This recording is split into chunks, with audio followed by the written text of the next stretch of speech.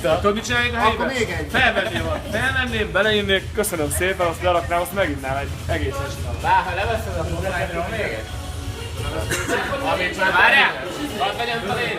Nem átszolsz, azt nem nyeljük! Jaja, várj, nézzük végig, hogy... Ne legyen utastól, bazd meg! Utána hányát is leiszom róla. Nem veszek fel onnan. Akkor miért megyünk? Én miért? Endre, Léci úgy csinált, hogy ne jöjjön vissza, kérlek. Köszönöm. Úgy csinálom, hogy tudom. Telefonomat azt Köszönöm a segítséget. De ha visszajön, akkor Várjál! felé, mint a szöcsölget! Várjál, pár, kell lokázni! Ott vagyunk már! Azért szögezzünk le, hogy az igaz. Várjál, van ilyen föladni? Olyan stílusosak vagytok egyébként. Mondom, hogy szeretem. Mindenféle szög. Azért a szögezzük le, hogy a profi előtte már sörökre. Ez részletkérdés, Endre, nem ez a lényeg. Endre, húzod az időt. Most legyen. Junior születésnapjára, igen, action, Junior születésnapjára, action vagy soha Junior szex. születésnapjára, meg azért a jövő heti enyémre is. Action vagy soha szex. Hát azért mohó ne legyél.